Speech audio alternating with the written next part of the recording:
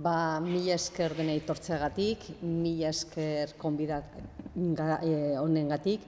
Eta, nire itzaldia jongo da itsas industriaren buruz. Eta esan behar du, nik hasi nitzanean tesisa egite, untzigintza hasi nitzan nire herrian egiten, hau da, Errenteian. Eta nire sorpresa handiena santzen, ja pasa dira urte asko, zati nik nahiko sarra naiz.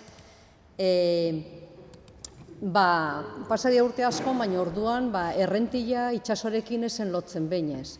Eta esen lotzen, zatik Errenteia ikusten da gaur, topografikoki, egitura, herriaren egitura nora dakan, eta itsasoa, Paseiko portua oso urruti gelditzen dena. Eta nire sorpresa santzen, zati hasi nitzanean tesisa egiten, untzigintzaz gutxi genekigun, guan zerbait gehiago, eta hemen, Errenteriko artxiboan, bilatu nuen, zein izango zen ere tesisaren azpiegitura. Eta hor ikusi nuen, Errenteriko historia, nire tesisa garaia da 18. mendean, baina gero, arlo modernoan hainbat ikerketak egin ditut, eta ikusi nuen 16. mendetikan, 18. mendera, Errenteriko historioa beti itsasoarekin lotuta egon zen, eta itsasoarekin lotuta ekonomikoki, gizartea, eta hoi zantzula zabalgune bat hainbat sektoretan, zantzela herriaren motorrea. Baina ez da bakarrikan Errenteian, zan da Errenteian eta beste hainbat herrian Euskal Herrikoan. Eta, itsasoarekin ontzen lotuta, arrantzan, merkataritza da oso nagusia, untzigintza eta kabotaje garraioa. Zan duten bezala, 16. mendetik 18. mendean, artean, itsas industria oso nagusia zantzen Errenteian, baina ez bakarrikan Errenteian, zantzen Euskal Herrian eta Gaztelako koroan barruan. Eta hori zantzen zati puntako teknologia izan zuen, eta deba izatintzun apostu bat, gaur egunekoa oso inkorrektua, eta apostua zantzen koroa, erregeai, zerbizioa egiteko. Eta izan zen, zati bi aldetikan, interesa bazantzen. Eta ikusi behar dugu, 16, 17 eta 18. mendeko ikuspuntuarekin eta ez gaurko ikuspuntuarekin. Itsas ekonomioi ze arlotan o ze sektoretan oinarritzen da. Oinarritzen da bi sektoretan, untzigintzan eta burniaren manufakturan. Eta ematen da gauza bat oso berezia. Untzigintza bera joaten denean, burniaren manufaktura gora joaten da. Ikusiko dugun bezala, 1730 aurrera, untzigintza ja ez daka garrantzi joi, eta ez daka hain garrantzia zati hainbat politika borboiarena erakarri eta ondori txarrak hartzen ditu. Eta momentu berberan, burnigintza eta berriro hasieran borboiaren politikarengatik gora dijua, eta gainean, gaur bezala, Errenteian zantzen esparru bat esperimentazioarena. Lehenengo momentuan ikusiko dugun bezala, gaizki ateratzen da, baino gero ondo aterako da. Basiko gara untzigintzarekin. Badakigu, Euskal Herria, gaur egunean oso ondo jaten da, oso famatua gara gure gastronomiaren gatik, baina, aurreko mendeetan, Euskal Herriko lurrak oso pobrea ziren, zergatik lurrak ez zuten ematen gizartea behartzuen bere elikagaiak. Orduan, jendia bilatu behar du, nondikan lortu elikagaia horiek. Eta elikagaia horiek tortzen dira itsasotikan eta ibaiatikan. Eta tortzen da bi modutara. Arrantza, alde batetikan, eta beste aldetikan merkataritza.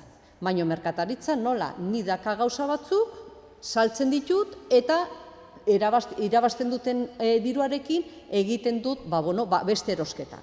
Orduan, untzigintza da, pixka jaiotzen da, bai arrantzaleai eta bai merkatariei emateko, betetzeko bere beharrak eta bere eskaerak. Baina, gu esaten dugu lurra pobrea dela, merkatariak eta arrantzaleak dakatela eskaria bat, baina hori ez da nahikoa. Bihar dugu baliabide batzuk, aldeko faktore batzuk, untzigintza aurrera joateko. Eta hemen, Errenteian dugu hainbat baliabide o hainbat faktore aldekoak. Lehendabizikoa, kokapena. Errenteia zegoen kokatuta, eta gaur ez, zati udaberriaren esparruak aldatu dira, zegoen kokatuta Pasaiko portua. Eta Pasaiko portua zan da merkataritzan aldetikan Gipuzkoakoa nagusiena eta Euskal Herriko nagusienetako bat. Beste aldetikan, zu posible duzu egon portu bat garrantzitsuan, baino topografikoki, geografian aldetikan, baldintza batzu betea behar dira. Baldintza batzu, gradak, untziolak hor jartzeko. Eta baldintza de bai egokia ziren. Dakago alde batetikan, esparruaren, lekuaren aldetikan den aldera. Baina, bueno, aia hitzaiten 16, 17, 18 mendea. Itxasontziak egiteko bi materialak dakagun nagusiak. Alde batetikan egurra eta beste aldetikan burnila. Zuk inguruan ez baldin badakazu behar duzun egurra, bai kantitatean eta bai kalidadean, untzigintza hoi, eraiketa hoi asko garestiago ateratzen da, ekonomikoki ez da baliabidea eta atzera joaten da. Euskal Herrian eta bereziki errenteian, bere herriaren mugak hila goizuetaraino iristen ziren, hainbat basoa sosten, hainbat egurra, zura kalitatezkoak eta ugari. Eta beste aldetikan de bai errenteian eta bai inguruko herrietan sosten burniolak egiten zutena bihartziren pieza metalikoak. Eta beste aldetikan dakagu lekua, dakagu materiala, baina falta zaigu importanteena, faktore humanoa, pertsonak. Badakagu hemen, errenteian, hainbat langile, ontziegile ospetsuak. Dia herrikoa, kopuru bat handia ikusiko duzute izenak eta abizenarekin, ez dakagu argazkia jartzeko bere arpegia, baino de bai, nola hemen itxas untzigintza zen hain garrantzitsua, erakartzen du kanpoko itxasontziegile nagusienetako batzuei. Noiz gertatzen daudena? Dokumentazioa dakagun, nahiko dokumentazioa lotua eta serie nahiko beteak eta utzune gabeak 16. mendetikan aurrera. Baina untzigintza, Euskal Herrian eta errenteia sartuko du barruan, zati hemen gauzak ez dia bapatean sortzen, aldaketa nagusia teknologikoa gertatzen da 15. mendean. Euskalduna momentu horretan ziren munduko ontziegile onenak. Eta ziren Euskal Herri munduko ontziegile onena, zati jakintzuten bi teknika nagusiarena alde ona atera eta elkartu, eta egin teknologia berri bat. Garai horretan 15. mendearen arte sosten bi itxas ontzigintzaren teknikak. Alde batetikan, bikingoak egiten zutena, kesentik gladioarena, zela egurra basura bestiaren gainean jartzea, eta Atlantiko tortzen dira, itxasontzia oso fuertea dira eta itxasoan oso ondo ibiltzen ziren, baina oso astuna eta mantsoa ziren. Beste teknika dakagu Mediterraneoan. Hor, itxaso oso lasaia da, hor itxasontziak ziren oso azkarrak, baina baldin bazegoen edozinen batean, zapurtu egiten ziren. Eta Euskal Herriak intzuten, alde batetikan bere bikingoaren teknika hobetu eta Mediterraneoko teknikaren hobetu. Eta zek teknika da, basaten dena toperaino jartzen diren toperaino egurrarena.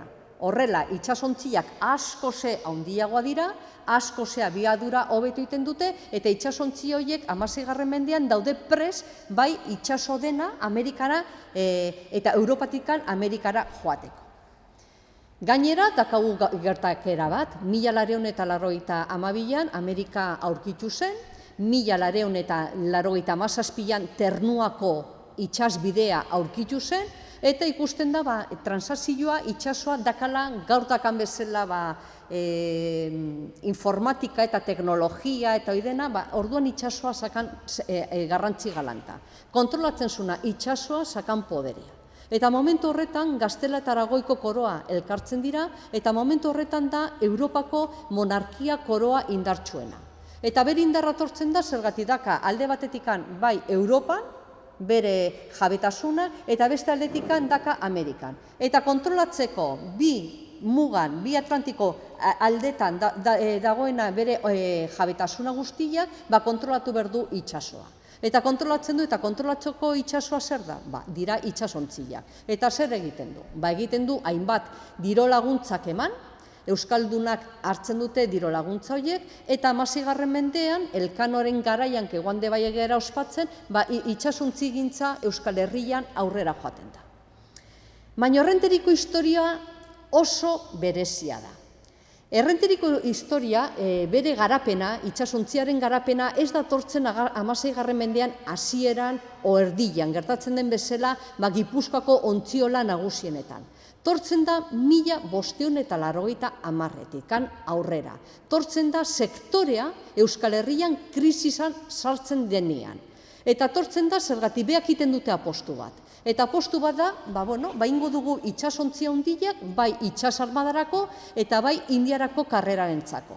Eta hoi ze suposatzen du? Alde batetikan suposatzen du izan behar duzula nagusintasuna tekniko bat, eta suposatzen du bai izan behar duzula diro bat nagusitasuna tekniko hori gauzatzeko. Eta hemen dago jendea ikusiko dugun bezala pres hori egiteko. Eta dago pres eta koroa bihurtzen da bere bezero nagusia. Non egiten dira? Nidaka kokatuta 6 ontziolak errenteian, nagusiena dakagu Basanoagan, Basanoagako gaur dauden dorretxea, raskazielo horiek kokatuta, eta hori da nagusiena eta esaten da dela dokumentazioan agertzen da Basanoagako errege ontziola. Gio ikusiko dugu ez dela erregearena. Dago ereikita, herriko lurretan, baina esaten da erregeana, gehienak 189 ia itsasontziak erregeantzako egiten dira. Bere inguruan, dakagu gaur egunean, dakaguna, esaten duguna errenterikoa kaputxinosko tunela, hor egongo litzateke beste untziola bat, eta gero ja badakagu beste batzu, baina asko ze garrantzi gutxiago dakatena, dakagu Erribera, edo Arrabal izen egiten dela, Lamedan inguruan, dakagu debai Ugarrize, gaur egunean dagoena ertzainaren lekuan, eta debai dakagu Madalenaren, Basilizaren o Ermitaren onduan. Zandutena hemen nagusiena da Basanaoaga eta beste batzuk ez dakate egitura bat oso konplexua.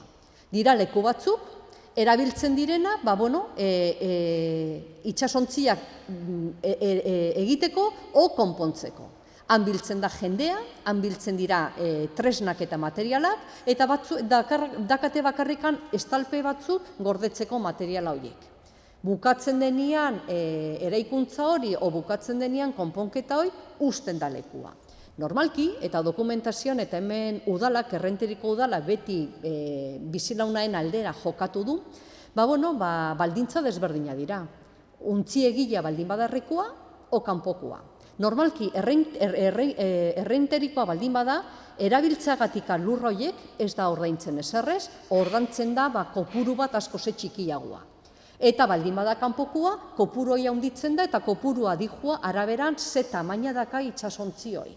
Eta beste aldetikan eta ikusiko du eta aurreatzen dut, debai iten du, jartzen du batzutan baldintza batzuk.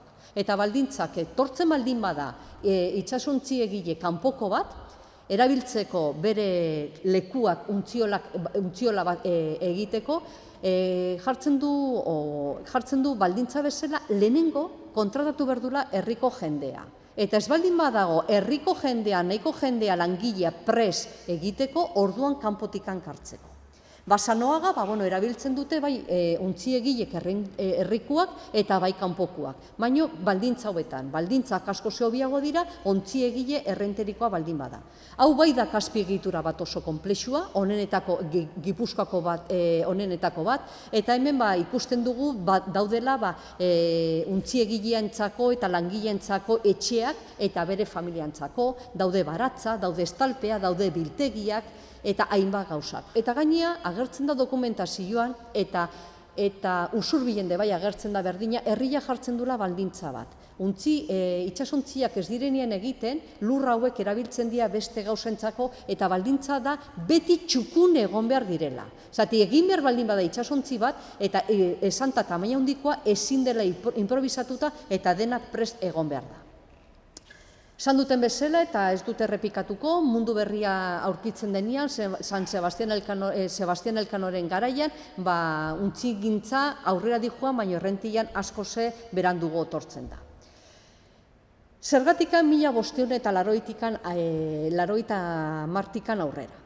1588an, itsasontzi, armada, desastre el desastre invencible esaten dena,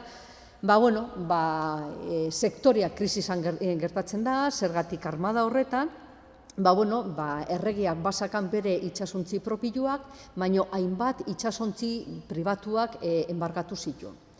Orduan gertatzen dena, armadore asko arruinatzen dira, jende asko bere itsasontzia galtzen dituena, eta bukatzen dutena koroarekin porrotaraino esaten. Nik itsasontzia galdu ditut, ez diazu ordainduko, eta atzera botatzen dira.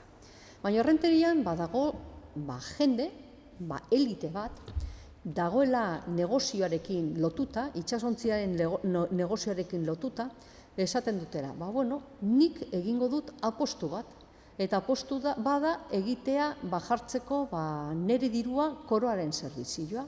Eta horrela lortzen ditut hainbat eskubidea eta hainbat onurak gortea. Baina gertatzen da beste gauza bat.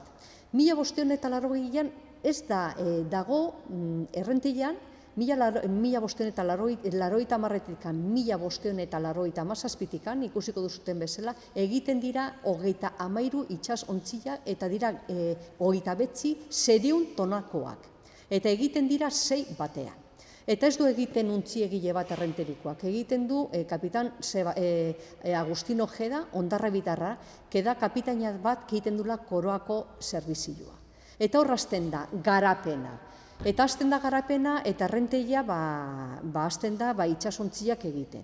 Haik hitzaiten egiten dira 6 galeoi, 600 tonelako bakoitza batean. Hoi suposatzen du errenteian sekulako azpiegitura, sekulako jendetza lan egiteko, eta ikusiko duzute, zati jendea galeoia bat, eta datua dakago 18. mendean, galeoia bat 600 tonelako iteko, momentu baten untzio lan sosten 600 persona lanian.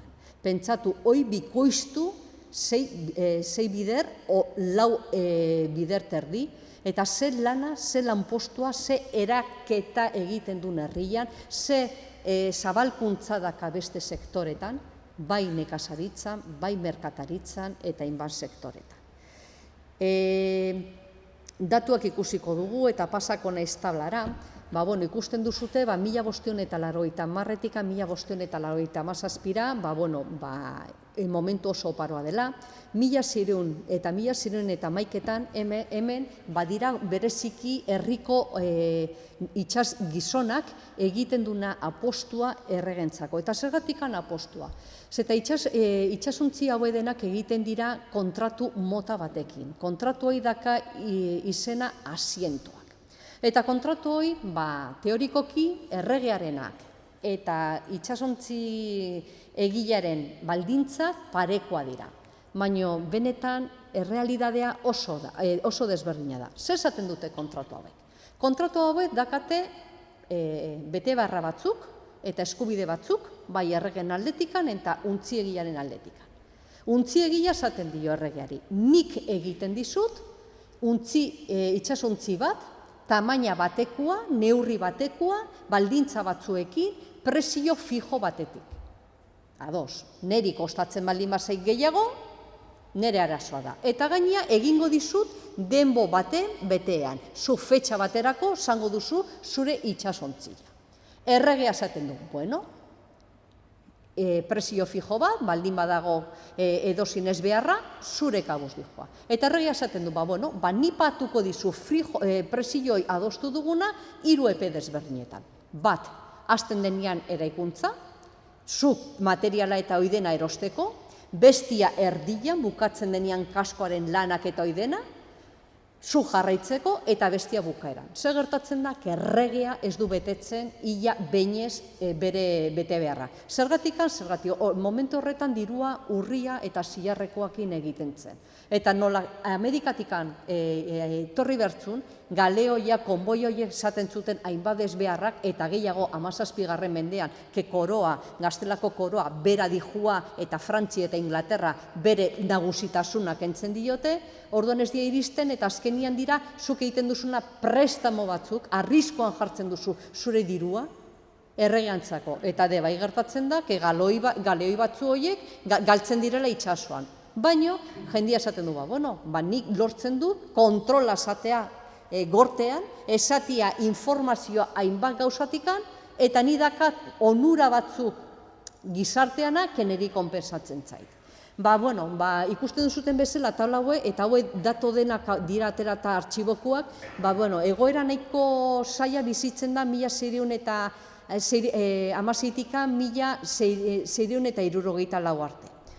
Momentu horretan, egoera joten daldatzen, zergatik berriro erregeak egiten du apostu bat, pakea dago, eta apostua da, itxas armadantzako ez dirala apostu egin behar. Gerra, armadak, ejerzitoa ez du kartzen dirua, merkataritzak hartzen du dirua. Eta apostua egiten da, Indiako armadarantzako, karrerantzako egiteko itxasontziak. Eta berriro, errentia horra agertzen da, eta agertzen da untzi egile herrikoakin eta kanpokoakin. 18. mendean egoera aldatzen da, Borboi atortzen dira Espainera, 1700 eta aurkitzen dira itxas armada bat oso pobrea dakala, galdu dutela itxasontzi guztiena, eta egin berdela aldakuntza bat goitikan bera. Dakagu beste gipuzkoarra bat, Antonio Gaztañeta, 18. mendean, asmatzen dula itxasontzi egiteko teknika berri bat. Teknika bat nahiko teknologikoa. Zergatikan, Antonio Gaztañetatikan eta gero, Beha, itxasontziak egiten ditu plano bat, eta plano horren araberan joaten egiten nabioak. 17. mende arte, itxasontzi egile bakoitza, sakan bere teknologia, bere modua eraikuntza egiteko, baina zuten egiten itxasontziak planotikan. Orduan ez egoen galeoi bat bestearen berdina. Orduan, nahi dute jarri praktikan sistema hori, eta Antonio Gaztañeta erabakitzen du errenteian editula egin, galeoiak. Errenteian eta hori joan. Orduan, 1713-tikan 1718 arte, urte horietan, errenteia berriro da teknologiaren puntuan, berriro esperimentazioaren gune bat, baina 1718an sartzen dira frantsesak, erretzen dute 3 nabio daudela untzioletan, eta erregea esaten du, hemen ezin dut jarraitu egiten itxasontzia, zati hau ez da arriskutsua. Hau arriskutsua delako, egia zen, baina arrazoia politikoa daude, ez hainbat ekonomikoa. 1720-tikan 1722 bi nabiok egiten dira, teknika honetakin, eta dira Real Kompainia Gipuzkoana de Caracas-entzako. Eta gero, ikusten duzute, 1752-tikan aurrera, gehienak egiten dira itxasontzi txikiak. Ja, erregea bezero nagusia bezala galtzen da, eta berrikuntza bat dago, moldaketa bat sektorean, eta eraikitzen dira itxasontzi txikiak. Baina nahi dut azpimarratu gauza bat, 1752-tikan 1756 koroa bihurtzen da berriro bezero nagusiak. Guan ez ditu egiten nabio handiak, egiten ditu itxasontzi txikiak direla refuerzo esaten dena itxasontzi handientzako. Untzi egintza hau, untzi egile hauek ez dakate prestankuntza bat teknologiko, zientifikoa, beak ikasten dutena, lana egin araberan, joten direna ikasten. Langile hauek antolatzen dira gremioaren antolaketarekin, daude maisua, daude ofizialak eta daude langileak. Maisu bakoitza daka bere kuadrilla, kontrolatzen du bere lana, eta azkenian lana guztiarenak untzi egileak kontrolatzen ditu. Hemen dakazute, basan duten bezala, untzi egile nagusienak urdinez jarri ditut errenterikoa direnak. Eta dakagu nik azpimarratuko nuke Olazabal familiak, dakagu bat San Juan Olazabal kapitaina, 33 urtean, 30 urtean intzitun 17 itxasontziak, eta denak haundila dira, eta euneko 90-tikan gora erregeantzako dira. Eta gero ikusten duzute, dakagula, Domingo Egoizueta de bai oso muitua zantzen, baina honek ez egon esakan espezializazioa hain haundila erregeantzako, egiten du erregeantzako eta bai kapitala pribatuaren intzako. Leon de Cuzco kapitaina, eta gero nahi dut azpimarratu esan dutena, urdinez daude errenterikoak, ikusten duzute hila erdila direna, eta ikusten duzute teknologia punta eta kokatuta errenteriko jendearekin. Baina errenteriko jendea debai joaten da beste untzioletara lan egitea. Bizkaira, joten dira debai hori ibaiara. Baina nahi dut azpimarratuk errentira debai tortzen dira untziegile oso nagusiak. Eta oso nagusia da Pedro de Arostegi, donostiarra bat, keiten du Herriantzako galeoiak. Miguel de Aristegieta, que hauek debai daude Sevillan tortzen dira onera eta hemen egiten dute. Pedro Antonio de Berroeta eta Ignacio de Soroa, hau da Usurbiltarra, eta hau bere garaian, esaten zen Kantabri itsasoko untziegile nagusiena zela. Eta uneko txuloa zen. Eta beha esaten zuen, zantzen bere garaian importanteena, eta zatik esaten uneko txuloa zela, zati beak esen doblegatzen erregeantzako. Eta esaten du, ni baldin badakat hitzarmena bat, eta dago pleito bat horregatik, baldin badakat hitzarmena bat persona pribatu batekin, ez diot utziko kalean persona horrei, eta egingo dizu zuri. Eta azkenian irabazten du. Orduan, nahi dut azpimarratu, hemen teknologian punta gaude, eta nahi dut azpimarratu herriko jendea dela asko. Eta herriko jendea erakartzen du jende onena beste lekutikan. Orduan, ikusi behar duzute, hoi oso garrantzitsua zela. Esan du gutxi gora bera santolaketa den, eta hemen dakazute grafikoa zenbat jendia egiten du lana, adibidez San Sebastian nabioan 18. mendean. Lan egiten du, jendia egiten du bi eremu desberdinetan, Ontziolan, kedakazute Urdinan, eta Mendietan. Eta ikusten duzute, momentu batzutan, 1700 persona egiten dutela lana. Normalki egoten dira 200 personatik gora, eta niko nahi dut azpimarratu, dela jendea, batzuek daude hainbat ofizioak, untziegilea, dela nagusia, arotza direla gehienak, egiten dutenak askoren lana eta beste lana motak, kalafateak, burniaren langileak, karreteroa, hiriarekin egiten dutena garraioa, hainbat jende espezializatuta. Eta nahi dut azpimarratu, egiten baldin dira, momentu batzuetan nahi direnean egiten errentian 6 eta 4 eta 5 itxasuntzi haundiak, hau baldin bada 6 personantzako, baldin badira 6, zenbat jende etortzen da. Errentian ez egon hainbeste jende, hainbeste biztanle espezializatuta, hainbeste lanetan. Gaina nahi dut azpimarratu beste gauza bat. Normalki, daude baserritarra asko, baserritikan tortzen direla bai Burnioletara eta bai Ontzioletara lan egitera. Eta gaina dira bi sektorea bat bestia betetzen dula bere utzuneak. Baserrian noiz dago lana gutxiena? Neguan. Eta noiz dago lana gehiena? Udaran. Burniola dakate lana gutxioena udaran eta lana gehiena neguan. Orduan, baserritarra asko jeisten dira lan egitea Ontzioletara eta Burnioletara. Baldintza lanaena oso txarra dira. Igandetan iten dute lana, gelditzen dira mesa entzuteko, iten dute lana, hainbat ordu daude euskikoa, goizeko neguan normalki goizeko 7:00 arratsaldeko 7:00-8:00 arte, eta udaran goizeko 4:00 o 5:00 hasten ziren lanian. Debai esan, maisuak eta ofiziala sakatena eskubidea sagardoa eateko. Eta sagardoi suposatzen du garapena sagardo gintzan. Eta zergatik sagardo eaten baldin badu, alkohola pixka dago, kontentu daude, eta protesta gutxio daude.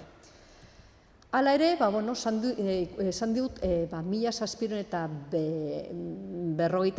50 aurrera, untzigintza berakada badaka, eta beste sektore bat ateratzen da errenteriko esparruan. Dakagu alde batetik Renteriora oldaldeko ainguren errege fabrika eta Aragorrialako fanderia. Bilek esperimento hutsa eta bilek teknologia punta.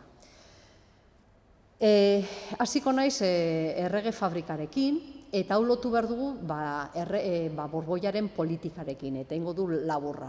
Esan duten bezala leno, Borboiak aurkitzen dute bere armada oso egoeran txarrian daudela, bere indarra itxasuan errekuperatu behar dute, eta errekuperatu behar dute 3 modu desberdinetan. Alde batetik untzigintza sustatuta, azkenian Euskal Herria ez du hartuko gehiegi, zergatik usten du Euskal Herriko untziolak eta errenterikoa de bai, armadaren erreformarekin, eta gero berre industrializazioarekin. Eta hemen, Gipuzkoa daka papera nagusia, eta bereziki errenteia, Gipuzkoa zuen. Sustatzailea politika honena bada Ensenadako markesa. Eta hau, ikusten du, bai Gipuzkoan eta Bizkaian, daude hainbait ikusten du, armada behar dula hainbat materialak eta Europan erosi behar dituela. Baina Europan dira bere etxaiak eta pentsatuko duzu, zu baldin bazean etxai eta zu behar baina oso material hauek, tresna hauek, nik ez dizute emango. Zergatik, materiala horiek dira itxasuntziarekin lotuta eta itema duzu itxasuntzia dakazu indarra eta niri kontrengo diazu. Orduan, saiatzen da, hainbat produktuak bultzatzea egitea Espainian. Eta Gipuzkoa eta Bizkaia sosten oso aditua ainguran eta debai hiltzearen fabrikazioan. Eta espezializazioa egiten du, merkatu nazionala bere eskutan egotea. Baina gertatzen da gauza bat, guk egiten dugu aingura, baina genuen teknologian aldetikan atzerapena bat. Eta leheno, azpimarratu du Real Kompainia Gipuzkoana de Caracas konpainiaren kasua. Hau, eraikitzen da, martxan jartzen da, 1729an, Pasaian, akzionista nagusia erregea da, eta beak, hau rentagarria esateko, beak egiten du bere itxasuntziak. Eta konturatzen da, aingurak ez dira nahikoak egiten direnak, egiten dira txikiak eta behar direna handiak.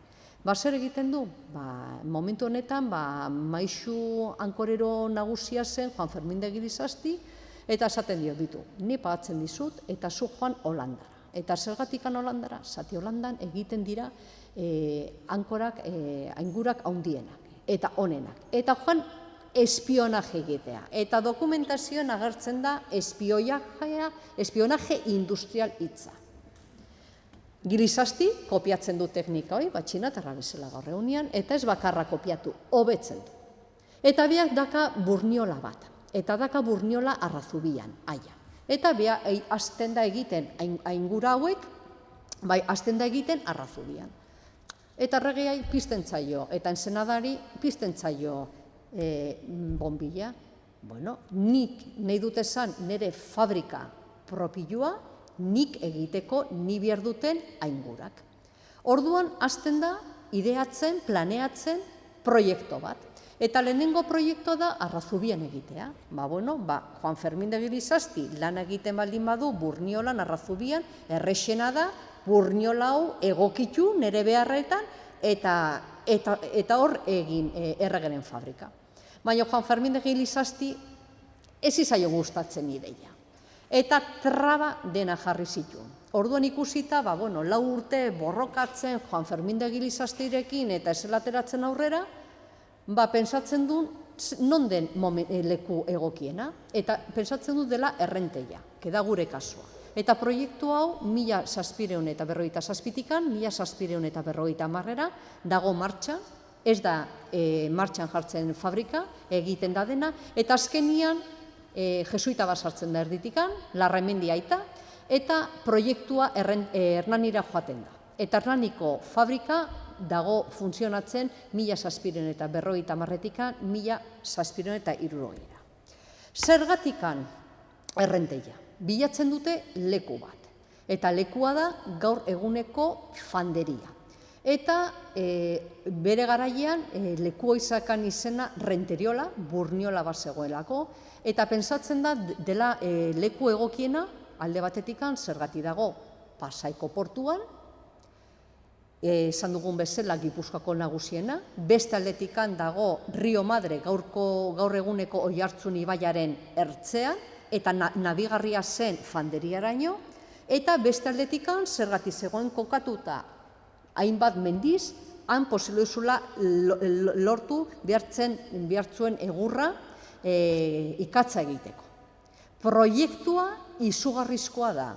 Suposatzen du inbertsioa bat 1.060.000 artean pesoak, eta handia da. Hau da planua proiektuarena, simankasen dago, eta ideatu zen konplexu industriala vertikala bat bezala. Betikan fase dena, produktuarena hor egitea eta kontrolatzeko. Azpiegituraren aldetikan, zeno sondila, zakaten burniola bat, 6 eta 8 arteko zutegi bitartean, langileentzako eta bere familientzako etxe bizitza, teilapeak, zegoen harresi batekin mugatuta, biltegia, errota, eliza bat, eta nahi zuten ordena eta jendia hor egiteko. Proiektu egiten da, 3 urtetan erosten dira hainbat lur eremuak, batzuek Agustinaseko monjai, zati monja zakaten sekulako lur eremuak eta aberastasuna, eta proiektu, joan behar da lotzen, eta lehenengo proiektua porrotara joten da, 2 arrazoia nagusien gatikan. Zati esen lotu ikatzeko egurrez hornitzea, presio bat adostatzea, eta Hernanik arazo horretan sortzen denagoan, aidienen sortzen hainbeste arloetan, sartzen da erdian eta proposamena bat egiten dio erregeari. Ikatzeko egurrez hornitzea zen klabea, eta agertzen den bezala dokumentazioa esaten du, que las leñas para carbones que se consumen se den a los precios a mayor moderación que hubiera en la comarca y en las vecindades de la misma fábrica. Ikatzeko egurraz 3 presio desberdinak esaten zuten. Herriko jendea, sakan presio merkeana, zati babestu egin bertzen, koroari ematen txizaion presio erdiko bat, eta kanpoko jendeari presio altuena. Zer gertatzen da? Koroa nahi duna, saltzea egurrak bere herriko jendiari. Eta errenteiko udala esaten du ezetz. Esaten du ezetz, eta hor sortzen dira arazoak. Errentian sortu behar dira ikatzeko egurra gehienak, baino debai sortzen dira o lortzen dira beste herrietan, Donostia, Irun eta Hondarribian. Eta debai Oiartzunen hainbat. Hauek adosten dute erregearen presioarekin, baino errentia esaten du ezetz. Foruak esaten dutela, Euskal Gipuzkoako foruak esaten dutela, errenterikoa biztanleak, herriko biztanleak dakatela hornitzeko ikatza presio baten eta erregia bestea. Eta beak ez diola emango merkiagoa. Gainea zergatik ikusten dula, errege fabrika karko dula aberastasuna herriari, baino ez hainbeste beak esaten duna. Orduan ematen baldin badio merkiagoa galera suposatzen diola errenteriarentzako. Esplikatu dutena, estanbaida hau dago, eta Hernani momentu horretan zaten du, ez daude ados hauek. Eta nik ikusten du, Urumeako burniolak, Hernanikoak, igual proiektu hau galera egiten du. Eta galera egiten dio, zerrati bere koinatak da burniola baten jabea. Eta zaten du, nik hemen zizaina pixka sartuko dut. Eta zaten du, bea bultzatzen du proiektu bat, eta zaten du, bultzatzen du, zati horrela badakik Hernaniko burniolak, bat herrikoa eta beste 2 pribatuak, lana esango dutela. Eta beste alde batetikan, zergatik zaten du, nik erregia izango dio, ikatza hornitzeko, ez dula esango arazoak, eta gaina emango dio presio honetan. Gaina santzun, errenteriko proiektua, santzun, salatuzun tiraniakoa zelakoa. Zergatik izaten du, Donostiak esaten dio erregeari emango diola ikatza bere mendiatikan, egia zela bere mendia zirela, baino antzostela eskubide batzuk esaten. Donostiaren sanarren mendiak ikatza hoiek eziala Donostiantzako. Ziela Donostia, Urnieta eta Hernaniarentzako. Orduan, beak Donostiak ezintziola saldu erregeari ikatzako egurra hoiek, zatik ezakan eskubidea hori.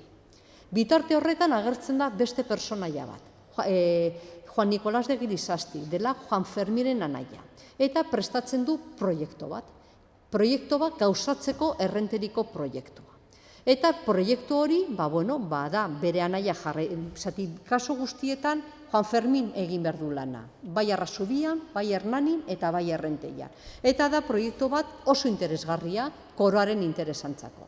Zergatikan zati bermatuta dago egurraren hornidura.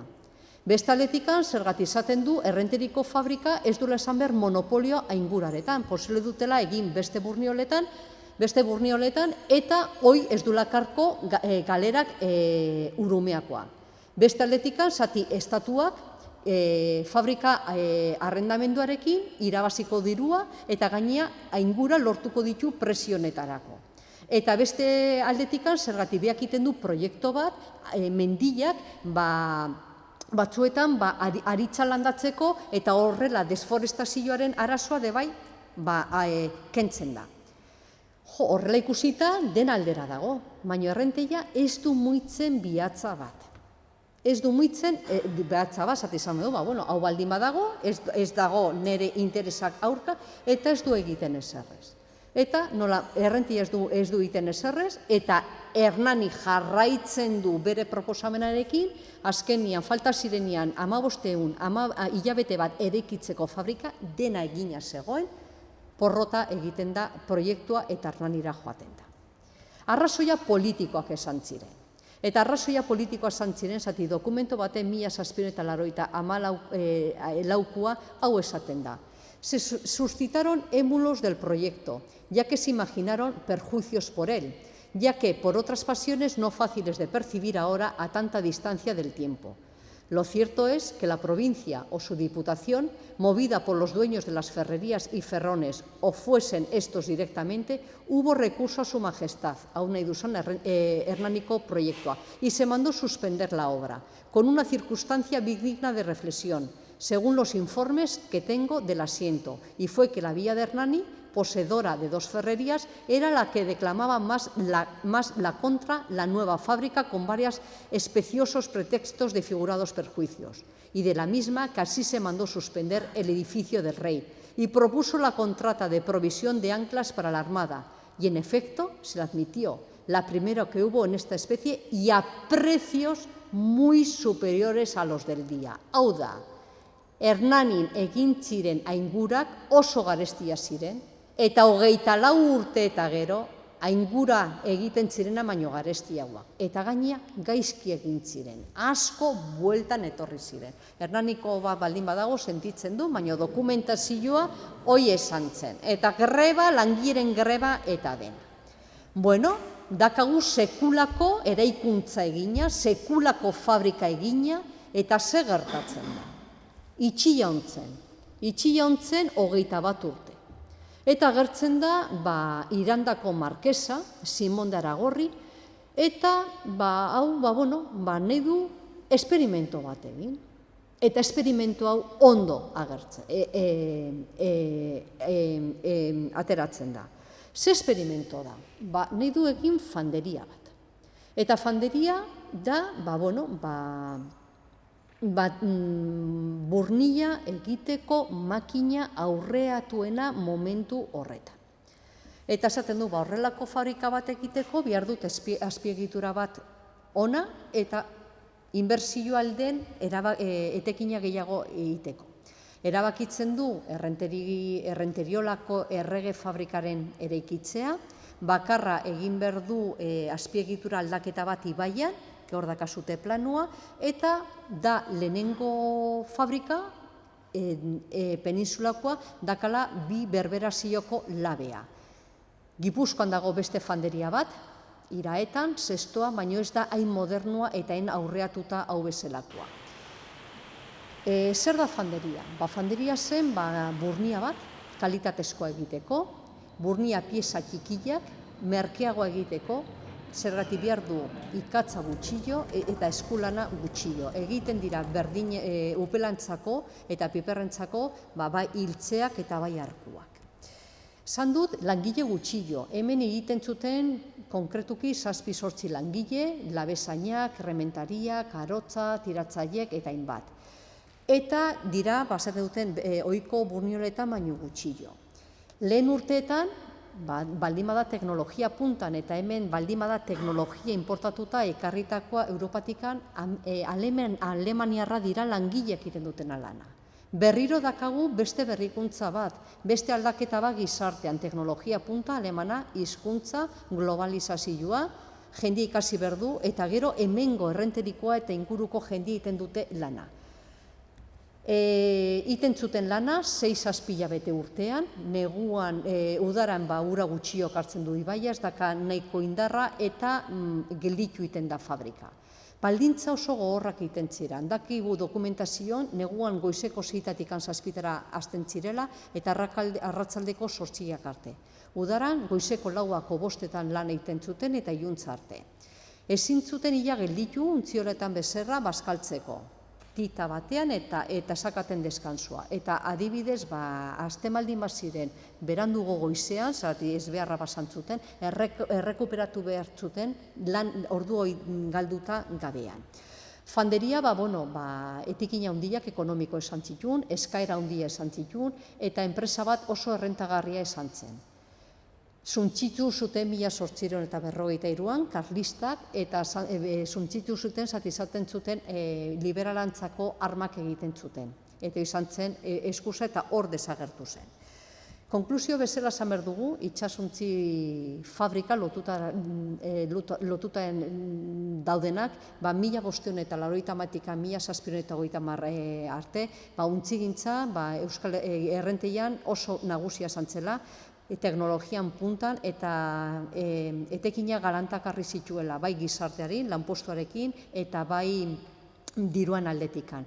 18. mendean, bere leku hartzen dutela Burniolak, bai Errenteriko erregeren fabrika, eta bai fanderia, eta bai esateko 18. mendetikan, 18. mendera, itsas industria esan zen hiriko garrantzitsuena sortutako aberastasunaren gatik. Mila esker.